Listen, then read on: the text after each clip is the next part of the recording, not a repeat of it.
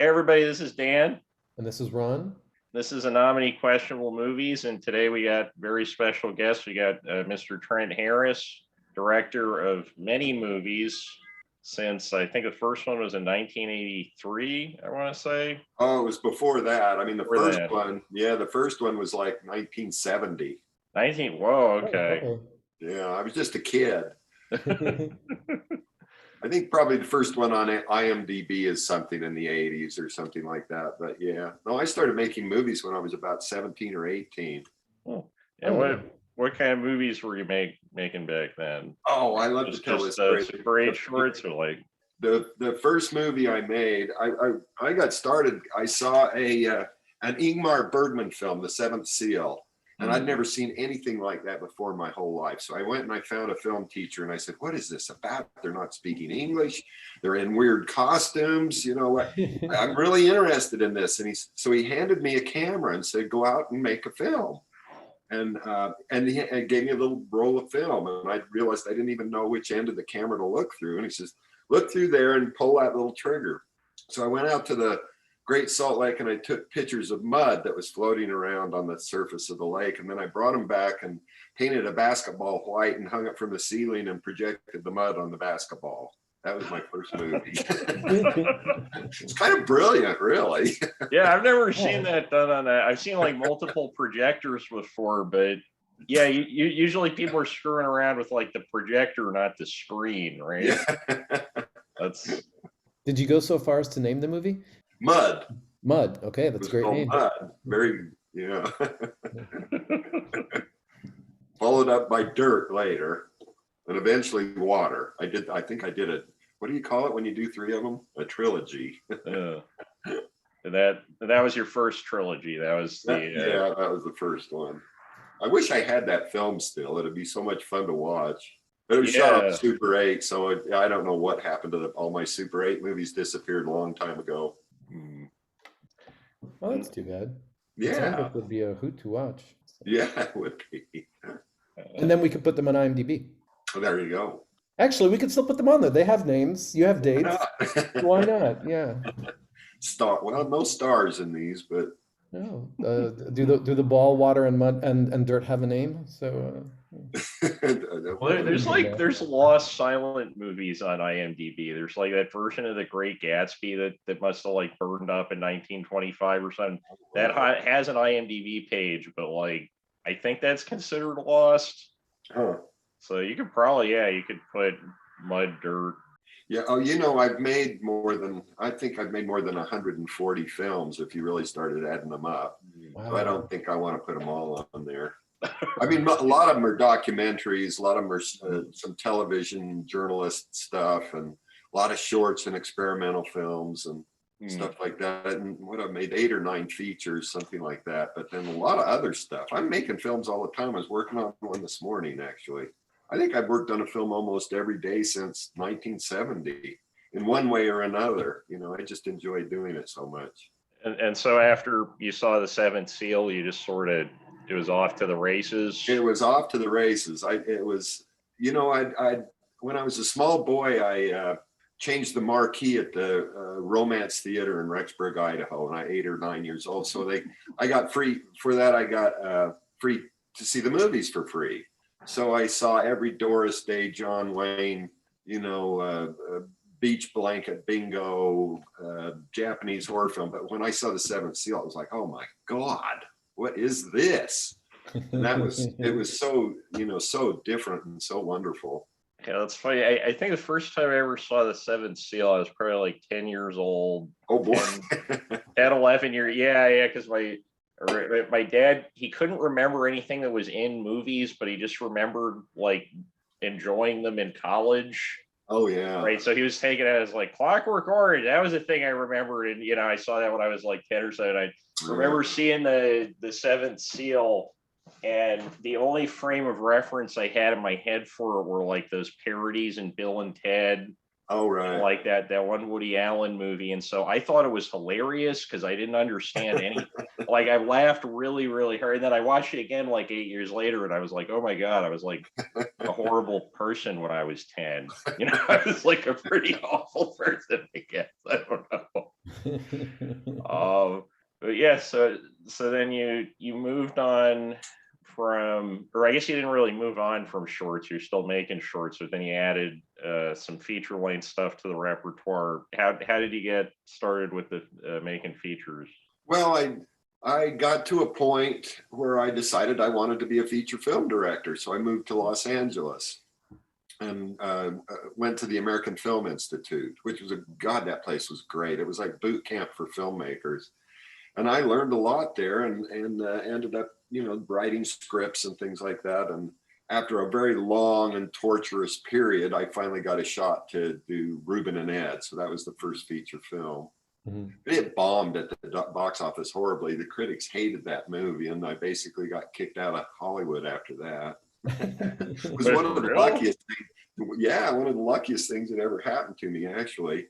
I mean, I spent 13 years there and hardly got anything done other than Reuben and Ed. And I came back to Salt Lake and just started cranking out movies like that. Mm-hmm. I decided I'd never, ever ask anyone for permission to make a film again. I'd just go do it. If I had $500 or 5,000 or 50,000, whatever, just keep going. Right. And then when you were in Salt Lake City, I remember I was driving around the country a few years ago, and I was stopping into like a bunch of used bookstores. And there's like a little Trent Harris section at Ken Sanders Books. Isn't that a wonderful store? That's got to be. I mean, so I have like my hometown store here, so I can't say it's the best one in the U.S., but that's got to be like number 2 that I saw. Yeah, it's an extraordinary place. It really is. Ken's one of my best friends. I went to high school with Ken Sanders, actually. So I've known him forever. Yeah, because I'm like a book dealer, and I would go to there's a big rare book show in Boston. I would go out. Oh, yeah. With John DeMarco from Lyrical Ballad over there. And there would be all these stories that like supposedly Ken Sanders, if it got reported to the ABAA that somebody stole like a really expensive book, Ken Sanders was going to track you down on a motorcycle and beat you up or something. And he did. There's a book called The Man Who Loved Books Too Much, which is about Ken tracking. Well, part of it's about Ken. Oh, somebody wrote a book about that? Oh, yeah. Oh, I gotta look that up. Ken tracked down the son of a bitch and found him. So yeah, it's pretty good. That was true. That really happened. Wow. Yeah. Okay. The enforcer. And so it was Ken Sanders doing that back when you were in high school, or no, it's been, I don't know, it's been 10 years ago or something like that. Now, he was the enforcer for the ABA for a while. I mean, he was the guy people would go through to complain, I guess. But, yeah. And so Reuben and Ed, how did Reuben and Ed get funded versus the I guess the later stuff, or funded, or like how did it all come together? I guess Reuben and Ed's a studio movie. It's basically what happened is I'd been in Hollywood for a long time, and I was very frustrated with the place. The place it's very difficult to live there and actually try to do anything. So after many years, I decided, to hell with this place. I'm going to write a script that is so simple that I can go back to Salt Lake and shoot it with my friends. So I wrote that very simple, it's a simple script in the fact that it's basically 2 people wandering around in the desert. It's not expensive and it's doable. And for some reason, I gave it to my agent. My agent gave it to a producer. I had no hope that it would ever be made. The producer optioned it that morning. The very first meeting we went to at Columbia TriStar, they bought the film. So it was like, wow. So that's how that came about. After years and years and years, it actually really happened fast once I got the script there. Mm-hmm. But yeah, so that's how I got through that. And when you wrote it, did you have a cat? No, I didn't have a cat. I had a dog that I was just best dog ever, named Mr. Butts, but I didn't have a cat at the time. But what happened was my friend Merrill Melfith, he was a bricklayer, big guy, smoking Marlboro cigarettes. I'm drinking beer. We're over there on his porch one day having a beer. He's a weightlifter, all this stuff. Anyway, I go in to get a beer out of the refrigerator, and there's a cat in the freezer. And I said, no kidding. No, Merrill, he says, yeah, Simon died and I haven't had time to bury him yet. So I put him in the freezer until I can figure out. And that kind of stuff sticks in your brain, You remember that when that happens. So that's kind of the genesis of that. And did you help him bury it or no? No, I never did. It was a wish fulfillment in the script. Oh, that would have been good. That's like, now you would have shot it as a documentary or no? A little late now, but So the Echo people weren't involved? no. But I did just finish another movie called Echo People. Oh, no kidding. Yeah, you know, after this, send me your email address. I'll send you DVD. It's pretty great. It's kind of it's not really a sequel to Reuben and Ed, but it's a spin-off. Okay. So Okay. almost exactly the same locations, very much of the same themes, different characters. It's a lot of fun.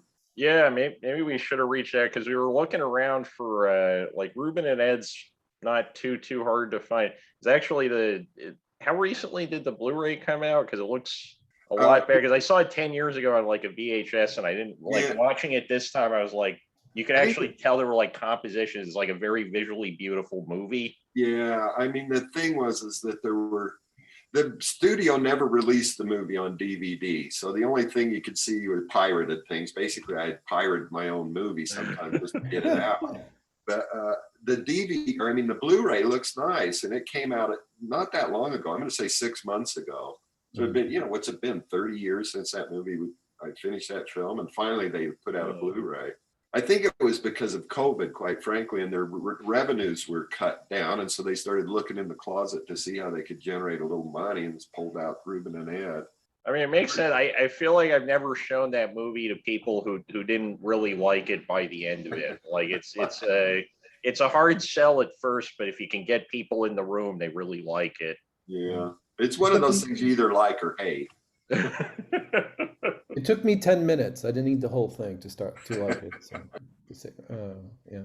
I mean, I think the first time I ever heard about it was like I was looking up the worst late night talk show appearances, or not, those like listicles of just sort of, and then I was like, why is Crispin Glover acting like that? And then that led me to the film.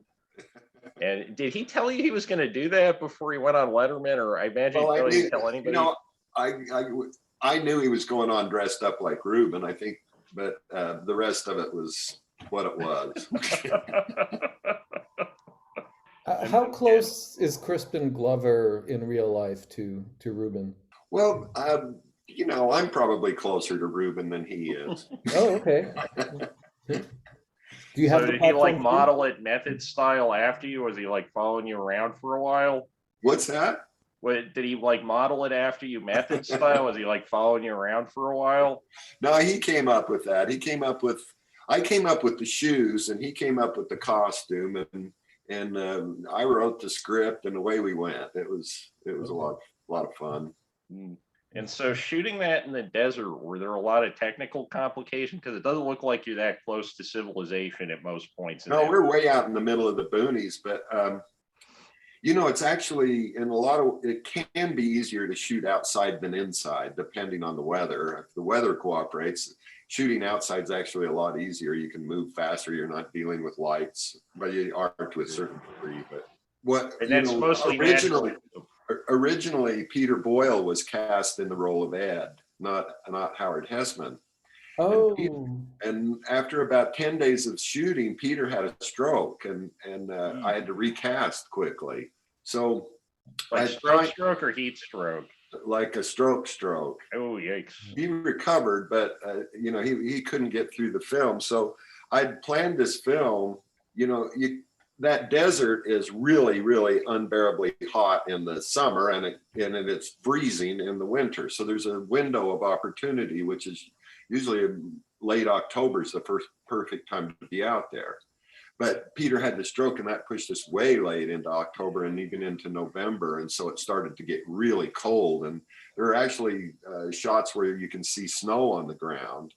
And they're supposed to be dying of heat in the desert. So that kind of got tricky. But, I've probably shot, I bet I've shot 8 or 9 films in that exact location, or in that little area there, because it's so, I call it Mystery Mountain. It's Factory Butte area in central southern Utah. And it's just the most mysterious, surreal, magnificent place I've ever been, quite frankly. It's just amazing out there. Yeah, it kind of reminded me a bit like this time watching it, kind of like the shifting backgrounds in the Crazy Cat comic strips. Like there's this sense of disorientation because every part of the desert, it looks the same, but it looks different. Yeah. Did you ever get stuck out there with your car or anything? Or No, I've been out there enough. I know better. I know how that's good. You know, you get stuck out there, you're stuck. So you don't want to do that. So you did like the hard work of making most of it up. There's not a lot of, there's not too much autobiography after the cat in there. No, there's, you know, when you're writing a film, you're taking random bits of information and constructing a reality out of it. So I'd pull a little bit from here, a little bit from here. The success seminars were tapes I was listening to, and because I was so. There was a television show. I had terrible insomnia, so I'd be up all night, and I'd watch this kind of infomercial on this guy named Tom Vu, who was a real estate salesman, you know, and he starts out with him as a boat person coming over from Vietnam, and then it cuts to him on a yacht with all of these, you know, bikini bearing babes, and it was real estate that had made him that rich. And so I started gathering the real estate tapes and stuff that they were listening to because I was fascinated by that stuff. So that wormed its way in. So it's a lot of little different things that go on in my life at the same time, and I or in the past, and I'll take them and rearrange them and construct a new reality out of it. It's a wonderfully fun thing to do when it works. When, you know, there are times when you're sitting around going, oh God, but it's just a great experience. And so like, how much time would you say you spend writing versus filming? And has that changed over time? It's a lot easier for me to write now than it was then. That script took me over a year to write, and I worked on it hard. But now, I mean, Echo People I've cranked out pretty quickly. So it's gotten easier. I don't make the same mistakes every time. I make new ones, but I sort of understand the structure now, and I understand it enough that I can play with it and goof around with it a little bit. Plus this notion of making I found that I can make the new films I've been making, like Echo People and Rubber Room and a couple of these other films that are feature films. What I do is I break them into thirds. It makes it a lot easier to shoot and a lot cheaper to shoot. So, you know, I can go out and shoot a third of it. And when you don't have any money, it's not like I can say, well, will you work on my film for the next, 60 days? And they go, no, I can't do that. But they can work on it for 10 days. So you break it up like that. So I make them in kind of, what would you call them? Episodes, I guess. Oh. Episodic. 1, 2, 3, but the 3 episodes add up to be one film when you at the end. It's a different way of approaching writing, but it's quite fun. Mm-hmm. So yeah, and I didn't even think about because it's a lot easier to get people together for 10 days because you're kind of herding cats no matter what, right? Well, when you don't have a budget, you can't tell people, you can't get that kind of commitment, even if they're your best friends and stuff. Mm-hmm. Right. And so you left Los Angeles and you went to Salt Lake City, and then was that when you started working on Plan 10 from Outer Space, or was there stuff in the middle? No, I went right to work on Plan 10 from Outer Space, and we did that so quickly. I think I wrote, shot, produced, edited, and premiered it at Sundance all in 18 months. So that whole process, it was so fast. But that was great too. But again, that was even shot in, bits and pieces because I couldn't get the commitment from people for a long period of time. So, all right, we're going to work on it for a week. Okay, we're going to do another week. But that allows you to edit in between too, which is very helpful. Mm.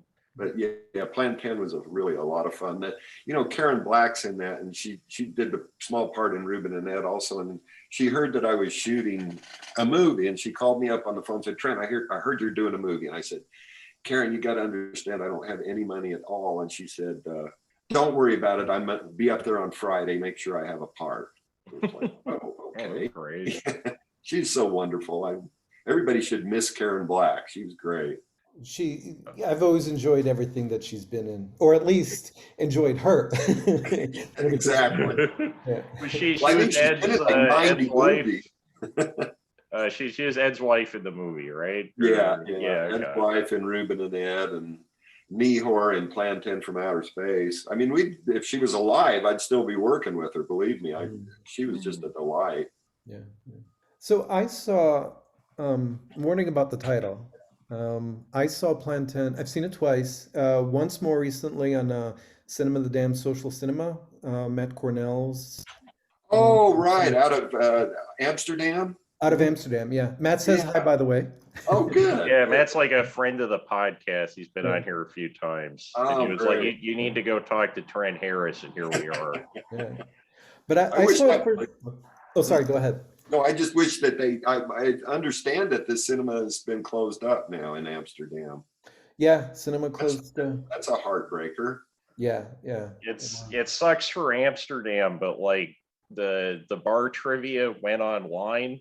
So like I've been doing he runs like an amazing bar trivia like once a month, right? Something like that. It's been a while, but yeah, it used to be once a month.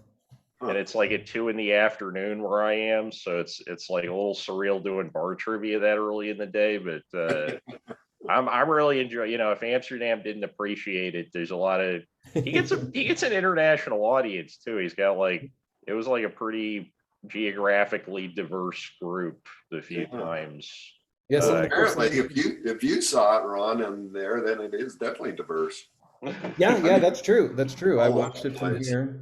I know there were folks in Germany, for example, that were watching. So, but I saw it the first time years ago, and you can probably guess how I stumbled across it. There was a particular movie just to the left of it at the video store. So, what brought you to use the title that you did? Well, I guess the real thing is that Reuben and Ed got the worst reviews ever.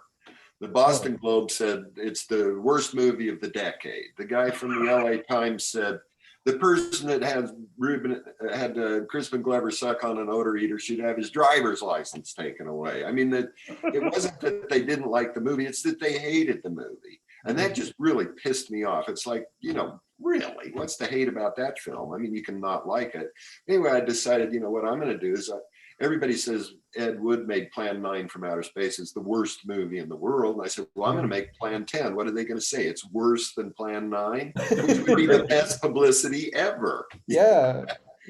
So actually, I got the guy what's his name? Wade Williams, I think, who bought all of Ed Wood's rights to his movies, tried to sue me because I was doing Plan 10 from Outer Space. And it was ridiculous, but yeah.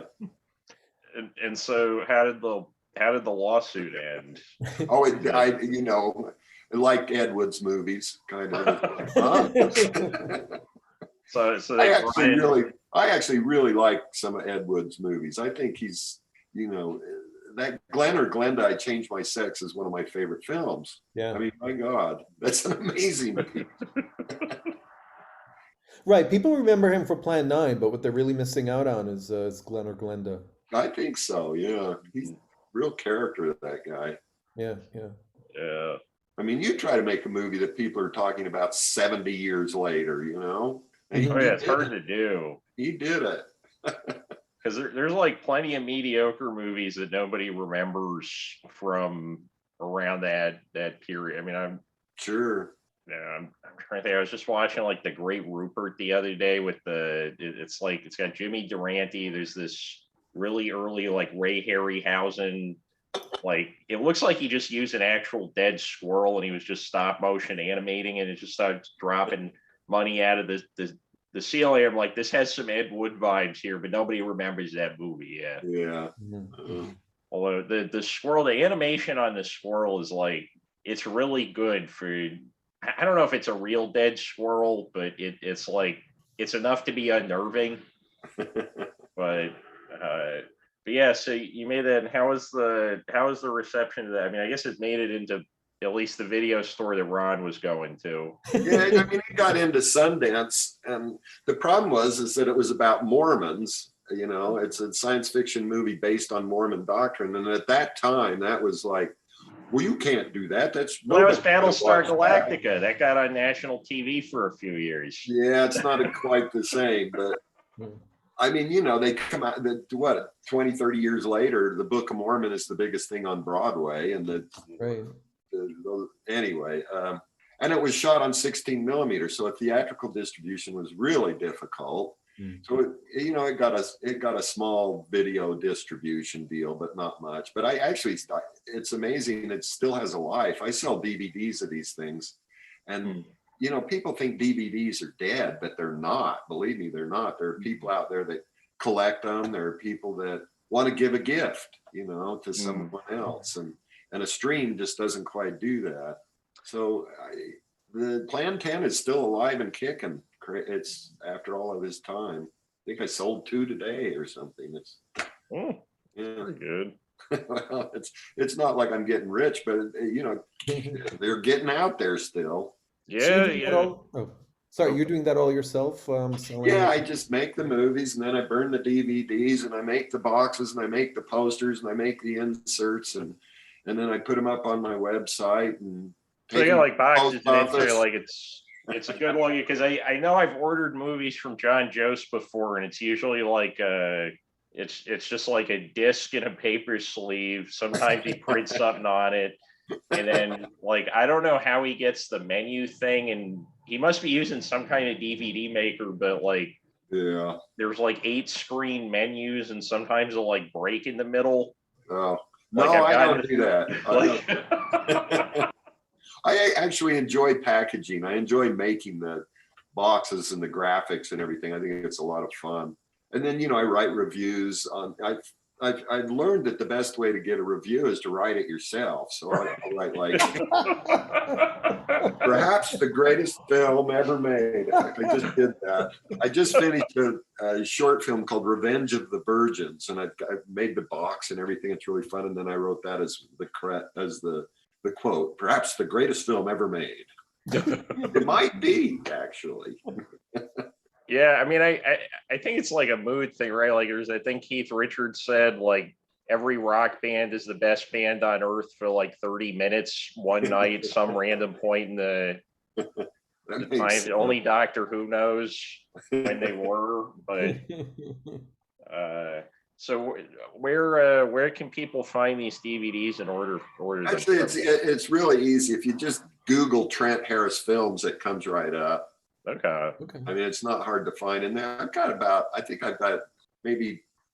got a collection of shorts on there called Mondo Movie, which is pretty good. And then I've got like probably 8 or 9 of my feature projects. So cool. Some of them are, I got into this experiment called the Wild Goose Chronicles, where I decided I'd try to film myself and see if it was interesting. And it turned out to be pretty interesting.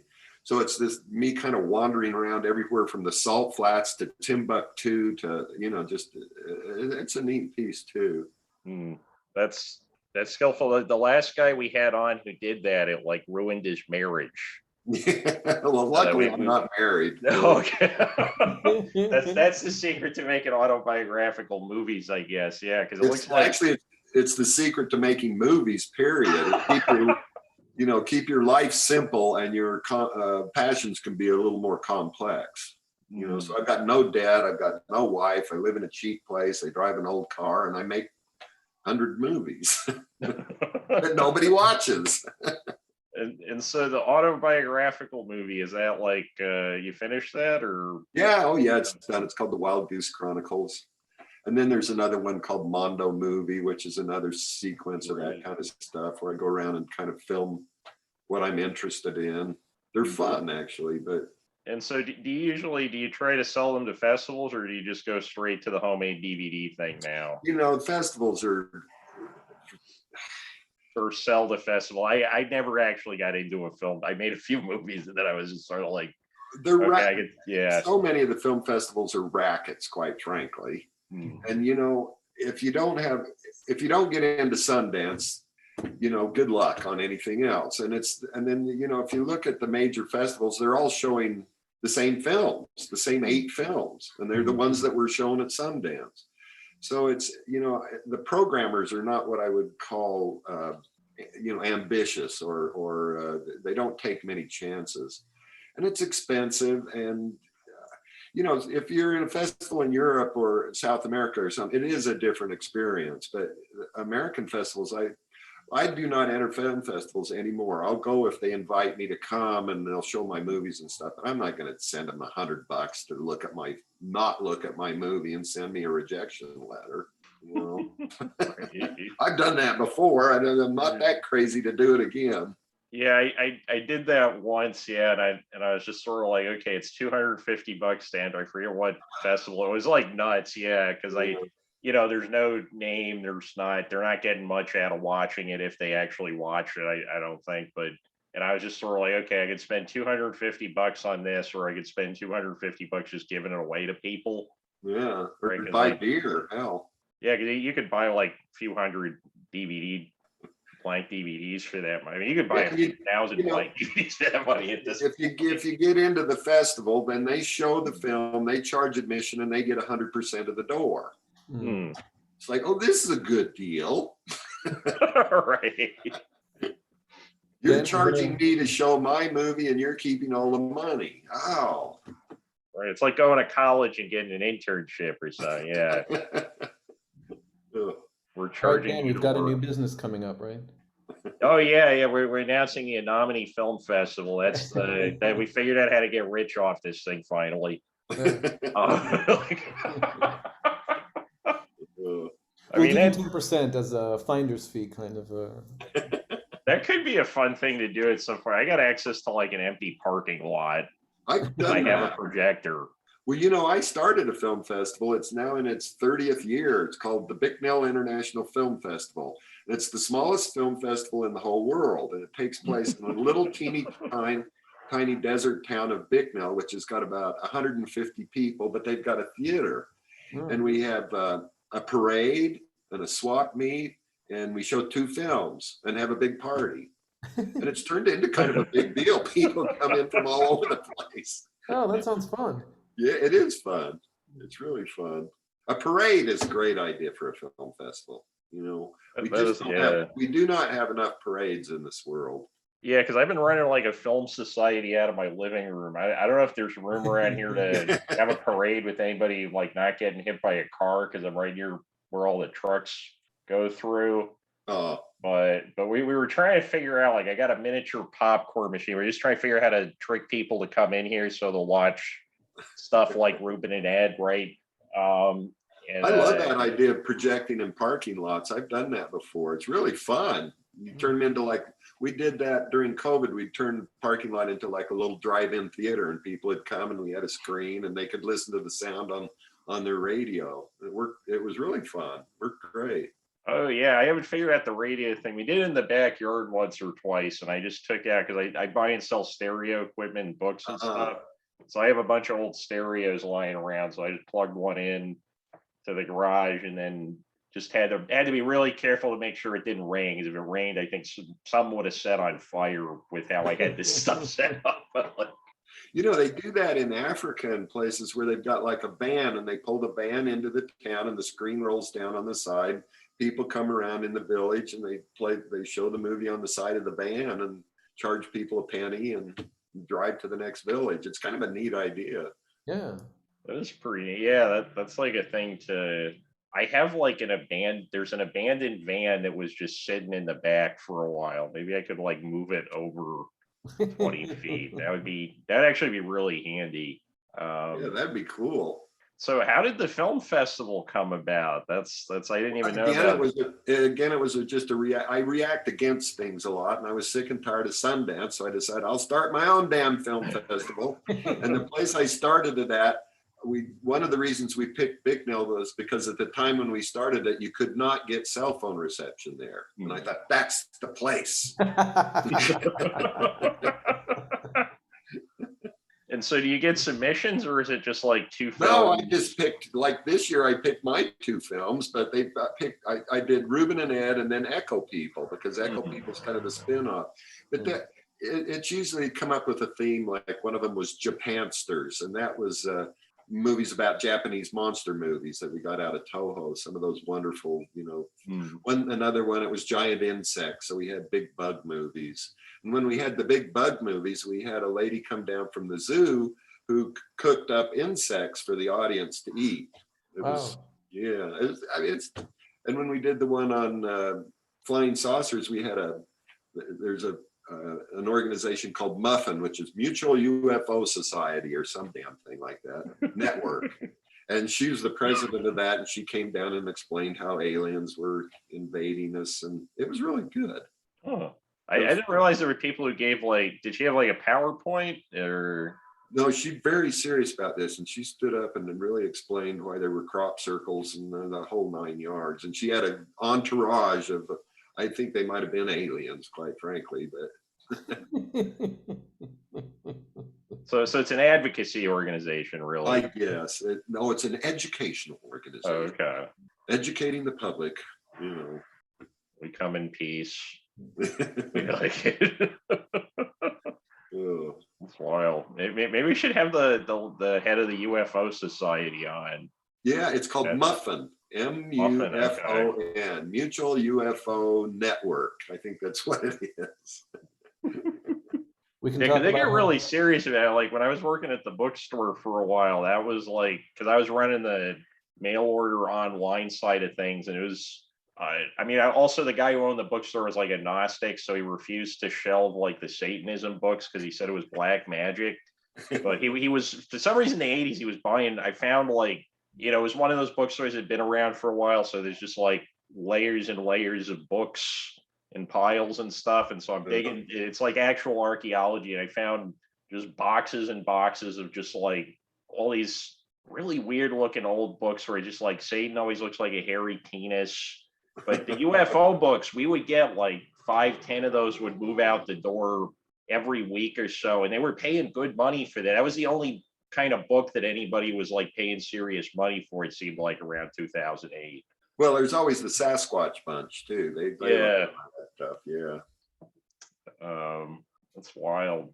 And so after Plan 10, so I was tracking down. I did not realize I could go to your website, or else I probably would have ordered some stuff to be more prepared for that. Because I was looking around, and yeah, they're pretty hard to find outside of the one very easy way to find them, which I am now aware of.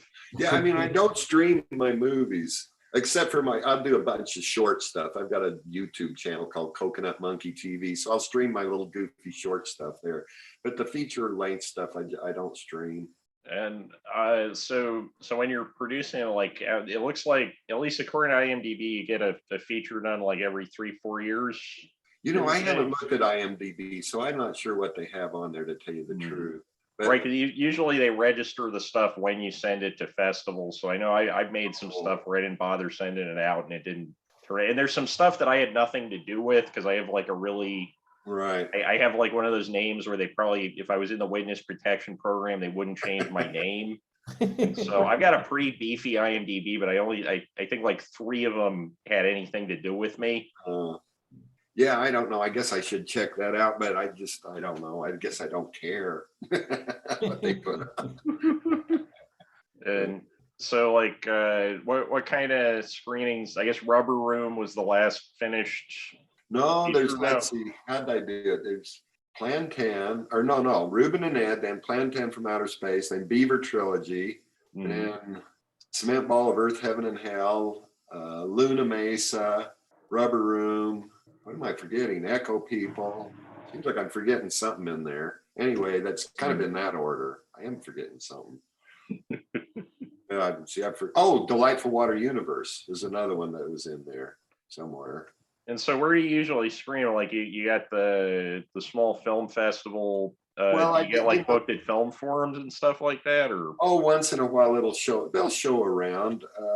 But not very much, that somebody will call up and say, we'll like Amsterdam, what did I take there? Beaver Trilogy, I think. So there are small theaters. Used to show a few things before COVID at the Alamo Draft Houses. They'd show a movie once in a while. There's a certain theaters will have me back more than once. I just had a screening at the old Cine Family in Los Angeles. So there is, it's not a moneymaker. This is not a business plan, believe me. But there are a few small theaters that'll, let's show a Trent movie or something like that. But so they get out a bit that way. Most of the life they have is on DVD. which is fine by me, quite frankly. You know, I looked into trying to stream, and it made no sense to try to get on Netflix or something. It would have cost me money, and I wouldn't have made a dime, and I would have ruined my DVD sales. Right. So it was like, and I think there's like a certain kind of at least I know when I was younger, like it always seemed more legit if I was just getting the thing off of like somebody's website. yeah. Than like if it had some kind of mechanism behind it, like you felt like you were getting the Like Amazon or something. Yeah. Yeah, it has like more of a, it feels more legitimately like an underground object, It's I true. guess, sort of. That feeling is important, I think. This notion of everything's digital and easy is kind of sad for certain things. I mean, everybody thought LPs were dead for so long too, and look at the comeback that they've had. That's what pays my rent mostly. Yeah. Yeah, that notion of a physical thing is getting rarer, oddly enough, and more valuable, I think. Yeah, there's a lot of stuff I've noticed with the like used stuff market where it was like it crashed to like a penny a pop 20 years ago, and now it's finally getting back to where like a lot of the stuff you just can't find it anywhere, and it's not gonna end up on streaming or somewhere.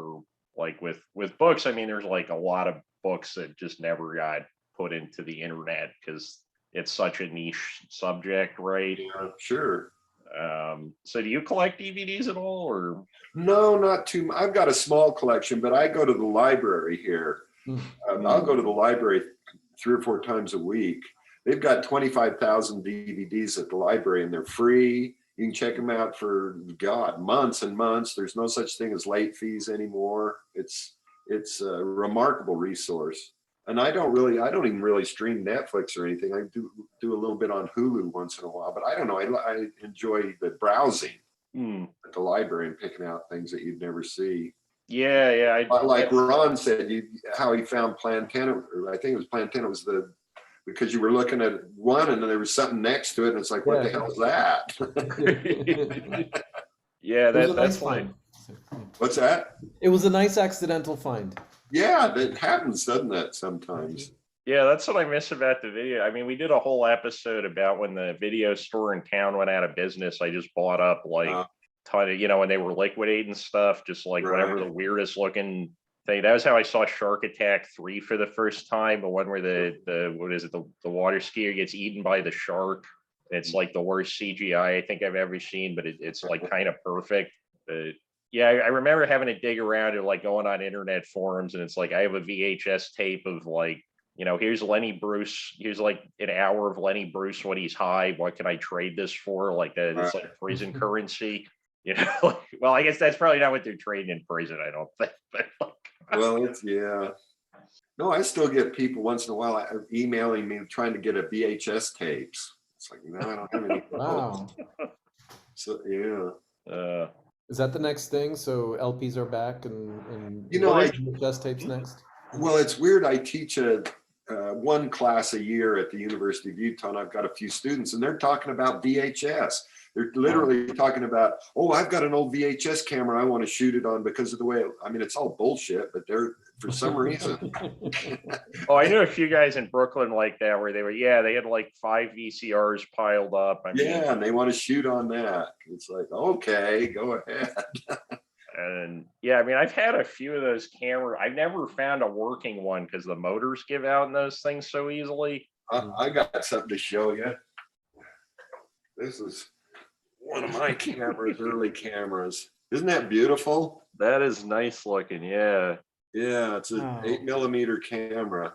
It's actually a French one, but I don't know. That technology is just wonderful. It's like Jules Verne's or something almost, isn't it? Right. It's just beautiful, and it works. This thing you can put a roll of film in if you can find a roll of film. Yeah. Because they're a lot simpler than because in any of those tape-based things, it's like there's 15 motors going on in it to get it to go the right speed. Can be. Yeah.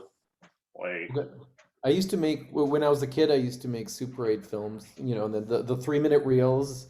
Sure, yeah. Play them, and I'm imagining now I can actually hear now the sound, that tick tick tick tick tick tick tick sound. Yeah, it was wonderful, isn't it? It was so much fun. And then it was so great. You'd send it off to get developed, and you'd wait and wait and wait, and it'd come back, and you could see it for the first time. It was really exciting. Threading it into the projector. Oh yeah, watching the projector eat the film. Yes.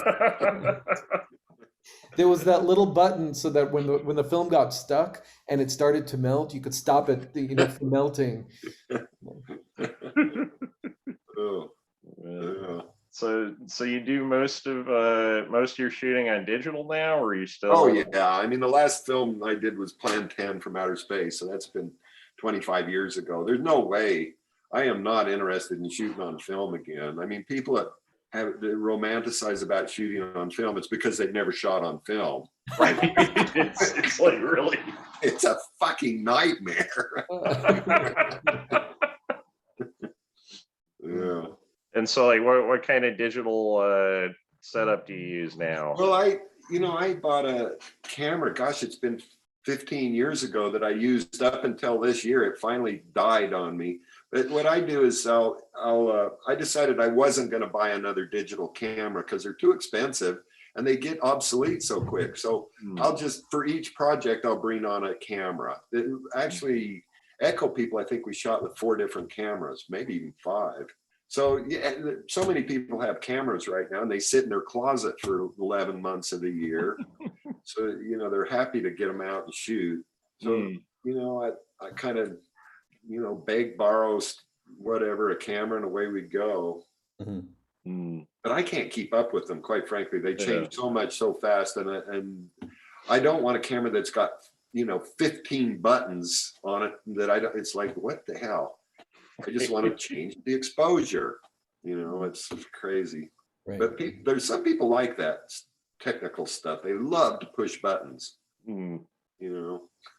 Yeah, I found it was like playing a role-playing game video game or something, learning how to use some of those mini DV cameras, because it's just all menus, right? And you got to hit the right thing in the menu, and that was the only way I was able to make it into it, because otherwise it's just sort of like I'm hitting the button, something happens, hopefully it's the right thing.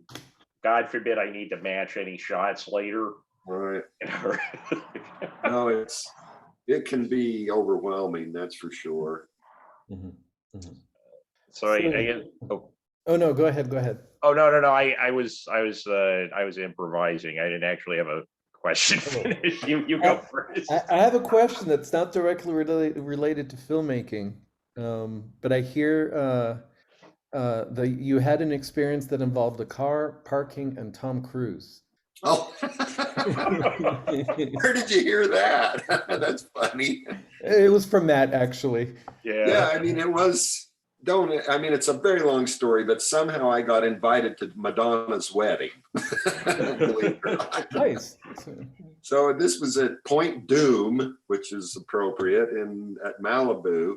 And it was funny because they wouldn't release the location because they didn't want the paparazzi and everybody to know where it was. So like an hour before the event was supposed to start, you'd get a phone call and say, okay, the address is this. Anyway, I drive out to Point Doom in I had a Datsun, just this beat up fucking Datsun, with smoke coming out the rear and a big dent in the side, but it was the only car I had. And I drove out to Point Doom, and Tom Cruise is standing there, and he said he'd like to park my car, and I said fine, and I got out and gave him the keys, and I told him not to fuck up my car, and then I went to the party. And did you realize it was him at the time? Oh yeah. Okay. Pretty obvious. Did he fuck up your car? I'm at Madonna's wedding, parked my car. None of it made sense. The fact that I was there made no sense. But it's funny, that line, Andy Warhol sucks, a big one, that's in Reuben and Ed. Uh-huh. I mean, I met Andy Warhol at that party, at that wedding party, and I told him I wanted to use that line, and he said, "Ooh, a big one. That would be very nice." Okay. It didn't occur to me that it'd be a compliment.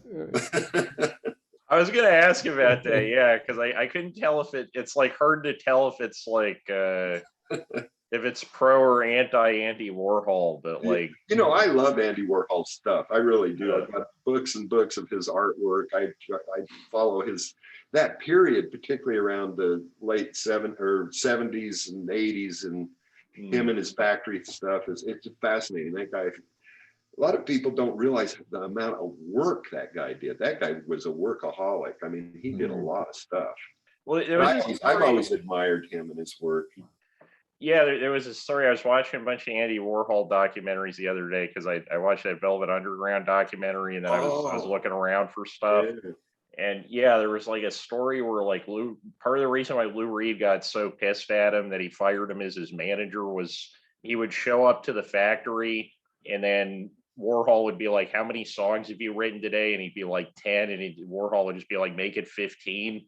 Right. It's like, I don't know how you're gonna write 15 songs a day. Like, even, I mean, because I got a lot of Velvet Underground bootlegs, but I still don't think that adds up to 15 songs a day. There's a lot of Andy Warhol documentaries out that are interesting. There's one of them called Warhol. What is it? Andy Warhola, I think, about the Warhol. No, Absolute Warhola. It's about the Andy Warhol Museum in Poland. God, that's funny. And then there's another one called Pie in the Sky about Bridget Berlin that was there. Anyway, there's some, you know, when you get into it, do the Pie in the Sky one. That one's really revealing. Oh yeah, those films are actually like hard to find. Like you can find go to the library here. There's a few. Well, there's definitely stuff you could probably get from Facets in Chicago, but like, yeah. Besides, I mean, I think I found copies of Flesh Heat, Trash, Lonesome Cowboy, like the kind of more, but. I would love to see like a box set of just all 400 whatever screen tests. But there is the only person. There is a set called 13. That only has 13. Oh, I have that. Yeah, the one where it's just the 13 of them. And there's some that are missing in there. But, you know, I mean, I guess like it would be. They just have to release it as a binder, right? It would just have to be like one of those old CD binders. Yeah, I guess because there's a lot of that stuff. But yeah, So Andy Warhol is there. Was there anything else? Was that the whole conversation? That was him sucking a big one? I was, you know, I don't get starstruck that often, but I was starstruck around him. I was like, oh, I kind of mumbled and muttered, and but yeah, wild. And so when you got your car back from Tom Cruise, was everything still? Was all the change still in the? In the radio and in the ashtray. No, I'd used all the change to buy gas to get there. I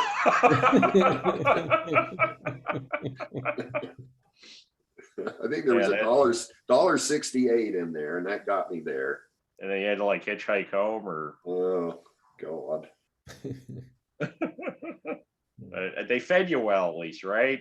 Yeah, it was a strange event. I mean, it was interesting to be there. I was uncomfortable probably the whole time. It was like, what am I can imagine. It's gotta be surreal. And because like when you knew Sean Penn earlier because I'm guessing that's how you got invited to the wedding. Like you probably had a very, very different place in his life, I'm guessing. Yeah. We were pals there for a short period of time. I quite liked him. Early on, he was very kind to me on more than one occasion. You know, I remember we were out one night drinking beer or something with a couple other people, and it came time to order. And I didn't have any money for to order dinner or something. And I just said, I better go home now. And he got up and said, "What's going on?" I said, I just don't have any money. He wrote me out a check for $1,000. Wow. That was that, and it made a huge difference in my life right then. It made a huge difference. Mm-hmm. So I always appreciated him on that level, Yeah, that's pretty cool. It was really fun. We'd go out a couple times drinking beer and stuff, and that, fame, once he got really, really famous, things changed dramatically. But, he tried to get me a movie with Warren Beatty and all kinds of stuff, but it all changed later. Like Plan 10 with Warren Beatty? No. Oh, no. God.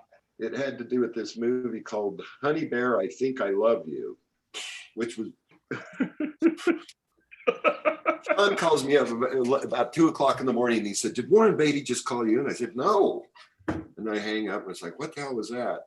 Like 2 days later, 2:00 in the morning, Warren Beatty calls and he says, Sean Penn says that you are a fantastic director and I have this screenplay I'd like you to take a look at. Would you consider it? It's like, yeah, you know, I'm living in a basement apartment with this smelly dog and no car. And I said, yeah. So the next day, this like limousine comes over to the house and this guy gets out and he looks like, you know, he's got white t-shirt, white thing, and he's bald headed and he's muscle man. And he comes up, knocks on the door and says, "I have a script to deliver to Mr. Harris." And it's like, so I take this script and I read it and it stinks. It is the worst script I have ever read in my life. It's called Honey Bear, I Think I Love You. And it's like 190 pages of this whiny drunk from the Korean War. It's like, God, I don't know what to do with it. Then I get a call and Warren says, "I'd like to take you to dinner. Can I take you to dinner tonight? We'll discuss the script." And it's like, yeah. Free food. He gives me this address, right, to go to at midnight. So I borrow a car and I borrow a coat and I go to this address in Silver Lake and it's a fucking auto body shop. So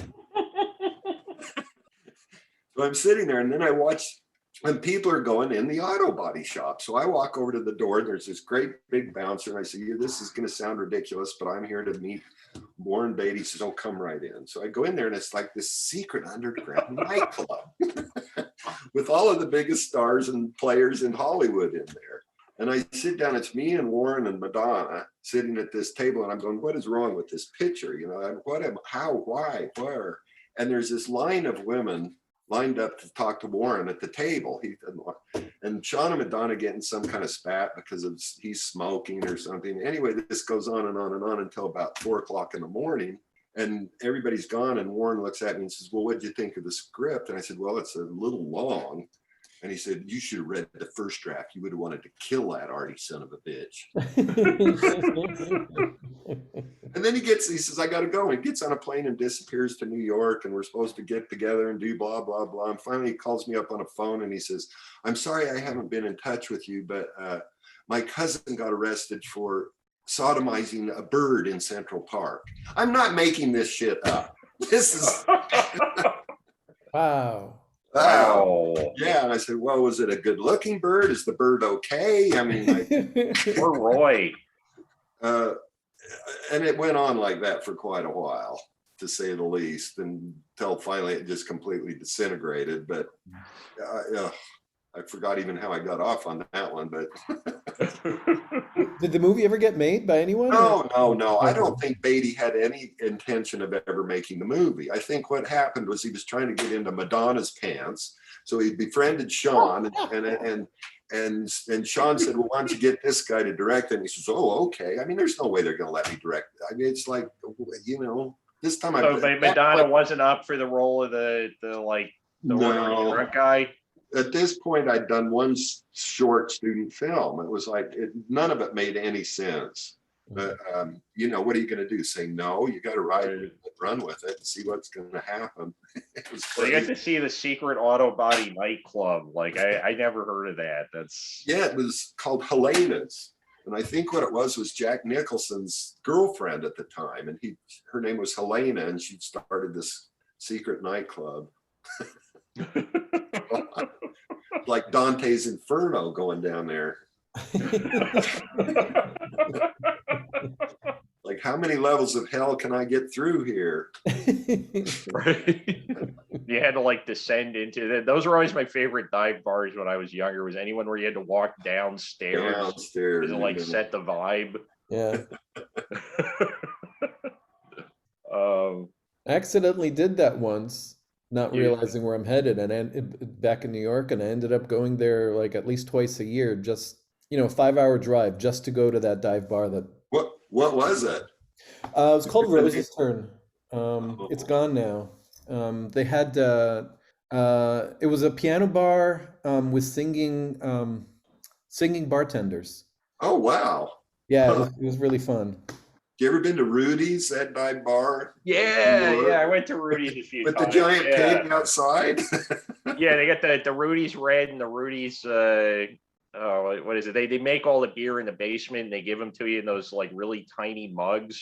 No, that's not Rudy's that I know. No. Rudy's, they give away free hot dogs. You can eat all the hot dogs you can eat. And they've got a giant fiberglass pig outside. And there's like a hot dog roller in the corner. Yeah, what's or no, I'm thinking of McSorley's. McSorley's is the one with the tiny mugs. I think both of I don't know, Rudy's might still be there. Rudy's is. Yeah, because the McSorley's is gone. The place with the stairs that I used to go to around here, place with the stairs around here was great. It was just like, because you just have, it was just all like because they were the bar that was open the latest. Yeah. So everybody else in the food service industry around here, because there's like 40 bars on this one strip over there. I think the area where I live, there's more bars per capita than in New Orleans. There's like more than one bar per 1,000 people. Because there's a racetrack right over there, the big racetrack, and that's what Welcome to the Rubber Room is. The Rubber Room's a dive bar, and we talked about exactly what you're talking about, how you had to go downstairs in those things. Yeah. So we built the set, so you know there were stairs that came down into the Rubber Room for exactly that reason. Yeah, I need to see this now. Yeah, because I mean my best memories there were just like 3:30 in the morning, because the bars here close at like 4 in the morning. And there was this painting of Sylvester the cat in a garbage can on the wall right when you came in.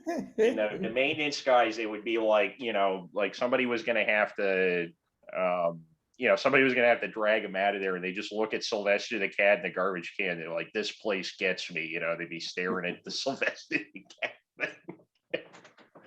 I remember I cleared that place out once. The bartender, she was trying like the ammonia on the table trick, and it wasn't getting anybody out because I don't think anybody was smelling the ammonia with their own breath, right? And I was like, for $1, I can clear everybody out of this bar in 5 minutes. And she was like, fine, okay. And she hands me $1. And there was one of those jukeboxes that's connected to the internet. And I just put on the full 18-minute Metal Machine music for $1. And everybody was out of there except for me and the bartender.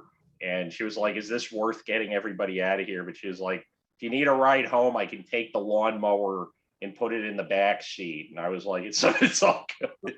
Like, yeah. Nice. Yeah, dive bars, they're always more interesting. So like what kind of projects you got in the pipeline? What you're working on now? Well, I mean, I've been working on this one this morning, actually, called the Yesterday Machine. And what I've been doing, since I can't go out and right now I'm not really set up to go out and, it's starting to turn winter here and stuff. So I'm trying to figure out how to keep going. So what I've been doing is I found an archive of old films that are public domain. So I'll take 3 or 4 of those films and I'll cut them up into little pieces and rearrange them and turn them into a new movie. And that has been a lot of fun. They're kind of like collages, they're collage films. So I've been doing a series of those. I've done, well, this one, when I finish it, I hope I finish it today. It'd be the 6th one that I've done in about 6 weeks. I crank them out pretty fast. Wow. But that's, again, it's a project with absolutely no commercial potential, but who gives a shit? They're fun to make. And I got a bunch of them now, so I'll turn them into something someday.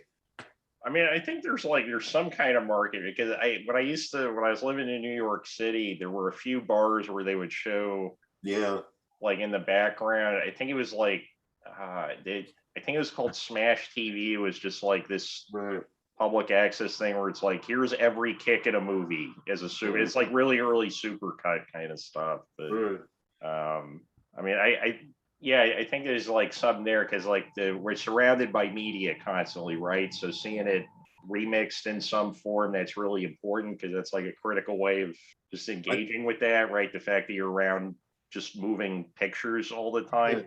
Yeah, there are people that do that. Bruce Conner was a very famous filmmaker that did it. It was a friend of mine. And then there's you know Bruce Conner? Yeah. Oh, we did a whole episode on Bruce Conner. Oh, I've got. I have a set of those, like those fake dollar bills that he did over on the wall over there. I did a film called Bruce and Me too. He was a good pal of mine. But yeah, it's kind of like what he was doing. I kind of picked up where he left off and moving on. But yeah, it's fun. I miss Bruce. He was another good guy. Well, what was he like at first? I've heard some wild stories, but you're the only person I ever met who knew him. Well, he could be real cranky. I mean, he was a wonderful person. I knew him.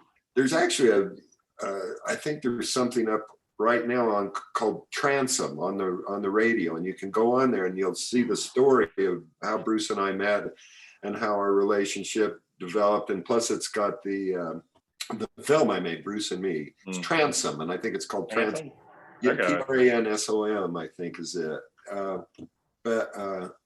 You know, I adored that guy. It was really unfortunate. I'll make a very long story very short, but I was in the middle of a nervous breakdown. I'd been covering all of these genocides, and my girlfriends had left me, and I was in a dive bar in Bangkok, and I was getting these messages from him, and I wouldn't return the messages. And I came back to Salt Lake, and he'd call, and I wouldn't return them because I was so batshit crazy.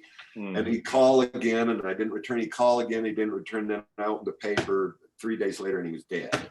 It was like,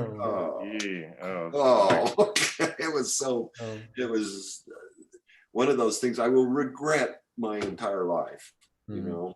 Yeah, that's but he was wonderful. He's a wonderful guy, very cranky, because he always, you know, thought Warhol was stealing his ideas, and and his agents or his galleries weren't paying enough attention to him and all that sort. I just went to a show in New York of Bruce Connor's at the Paula Cooper Gallery. I think it might still be up.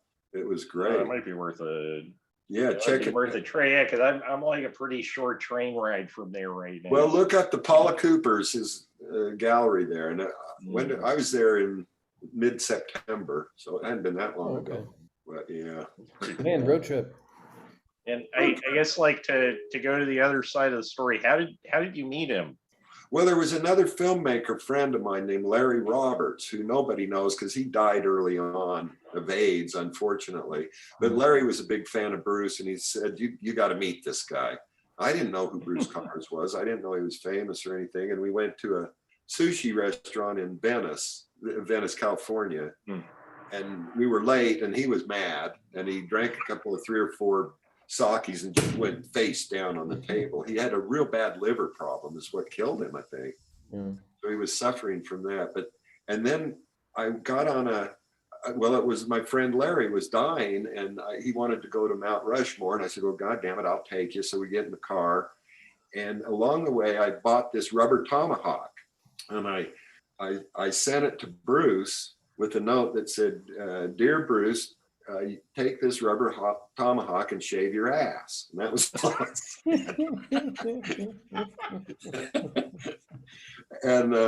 and he just went nuts over it. Like, who the fuck is this guy, and why is he sending me a rubber tomahawk? So then he started sending me stuff that I didn't want, like horrible Bigfoot movies and stuff about astrology that made no sense at all. And then I'd start doing horrible paintings, and then I'd sign them Bruce Connor and send them to him. So that was our relationship for quite a while. One of the last things I said is, because he wouldn't sign his work near the end. He said, signing your work is bullshit. So I sent him a letter and said, get off your high horse and sign your damn paintings. I know you won't, so I've signed them for you. And then I write Bruce Connors on a piece of paper. I said, just cut these out and stick them to your butt. Then he'd get mad and write me some goofy letter. It was really fun. Okay, yeah, that's always the most fun. Whenever John Jost comes through town, he's usually got like a box of crap he wants to leave at my house, right? Like there was one time where it was like, here's my wife's like tiny bong, here's my expired driver's license. What else was in that box? It was like, and I told him, like, I still have his driver's license. I was like, you probably want this back, right? And he's like, it's So I mean, I guess I've sent weird packages in the mail like that. It's always fun sending like a weird. Well, we don't get enough mail anymore. Everything's on, emails and stuff. I try to write letters. In fact, I bought a quill tip pen that you dip in ink to write physical letters with, just to make something. Are those as hard to write with as they look like? I've never played around with them. It's not really a quill. It's where is it? It's one of these. So it's not. I mean, it's the same principle. Fountain pen? No, it's not a fountain pen. You have to dip this in the ink. Okay. There you go. Can see it now? Yeah. You dip it in the ink. So it's sort of like for ink and comic books almost. Well, no, this is how people used to write in the olden days. The difference between this is that it's not a quill, it's a piece of metal, but it's the same principle exactly. It's got a little hole where they used to make the hole in the quill. You dip it in the ink and it sucks up just enough ink that you can write with. But you'll get mistakes with it where you'll get drops of ink and stuff like that. So it has a texture and a reality to it that typing, or we don't even type anymore. A typewriter, I prefer to, there's something about a typewriter that's a lot different than a printer. When you look at the printed page, the typewriter's got mistakes and the letters aren't quite right and they're different colors, really. One's darker than the other. Well, you got like a lot of differences in ink thickness too, because it's like stamping it as opposed to or I guess it's stamping it by letter versus it's got that little ribbon that goes through there, and the ribbon gets worn out and it's different. And I don't know, I enjoy that kind of stuff.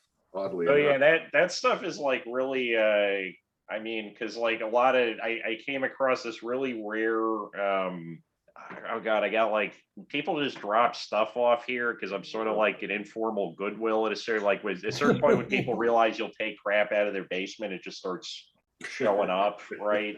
And I got there were 10 tubs of like computer networking equipment. At the bottom of one of them there was this 1922 funeral program for Katrina Trask, who started this big artist commune out here, Yaddo. Really?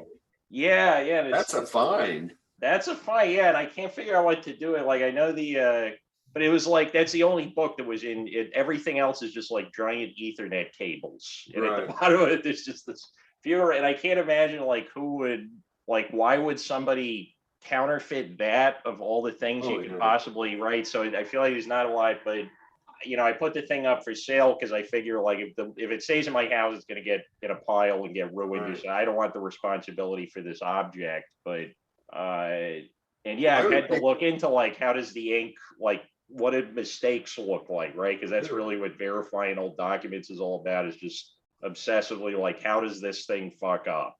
I would think a university archive might be interested in that. There's a few, there's a Saratoga museum that's 15 minutes away that I got to talk to about if they have it in their archive, because Yaddo does have one in their archive, and I think there's 3 or 4 of them at university libraries, but I'm kind of taking my time with it because it's more fun than usually it's just okay, here's a broken PlayStation and I just got to tweak it and fix it. This, I feel a little bit more like Indiana Jones when I'm working on that thing. Yeah, no, I know they're special. But yeah, I guess if somebody's going through your papers in the far-flung future, it's gonna make it a lot easier to tell. Well, the University of Utah took all of my papers and films, which was good because I couldn't store them anymore. But I really wanted that stuff up there in their special collections, because a lot of it is collages, paintings, drawings, notes, scripts, storyboards, all of this kind of stuff that nobody's going to want except for maybe a university archive. Right. But, oh man, I had a lot of it too. Boy, I was so glad. I mean, they came in trucks to take it away. I probably had 80,000 feet of 16 millimeter film of trains. I hopped a freight a long time ago. I hopped a freight and filmed going across the country with a bunch of hobos. And I had I bet it was 80,000 feet of film. So what do you do with that? They took it. Did you ever make it into a film? I made it into a film a long time ago. It was about a 20-minute film or something. Yeah. Sounds like you could do like an extended director's cut if you really wanted to. Yeah, if you want to go back and transfer all, oh God.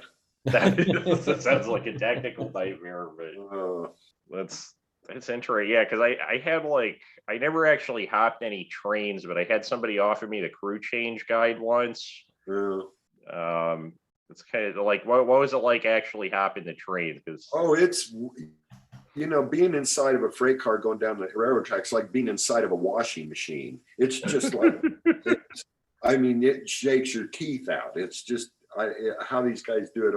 Oh, it's quite an experience. And then you get off, and you're traveling with these hobo guys they're a trip. You know, it can be very dangerous. It wasn't when I was doing it, but you know, I don't think people do it much anymore. It was a lifestyle at a certain point. You'd stop at certain camps and there'd be like 10 other hobos there, and everybody'd be drinking and talking, telling stories and bullshit. And then they'd meet up at another one in a month, and they'd follow the fruit crops, you know, trying to figure out where to get a day harvest. It was a good experience. Yeah, I remember when I was in New York City, I knew some crust punks where that was like their last resort though, because they would always try to get to the warm weather before it was winter. But the preferred way to do it would be they get like, basically they just be seat fillers for political rallies. And so they get onto a bus to go to like DC, and then somehow from DC, they'd always be trying to get to California and then back to New York pretty much every year. And but yeah, there was a guy that offered, because there's that like photocopied manual that gets handed down that's like just when is this train gonna stop for service and which car is gonna be open, right? Yeah. That's cool. So you got any other questions, Ron? I got the most important one out there. Yeah. The And Tom you Cruise keeping it from us.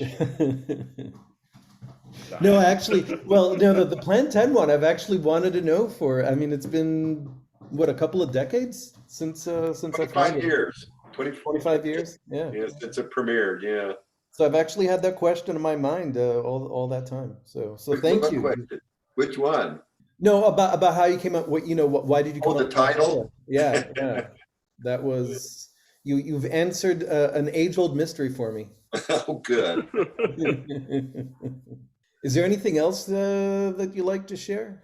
No, I'm actually, I got to get a move on. I'm supposed to be someplace at 2 here. It's about 1:20. I'm all right, but I better get going.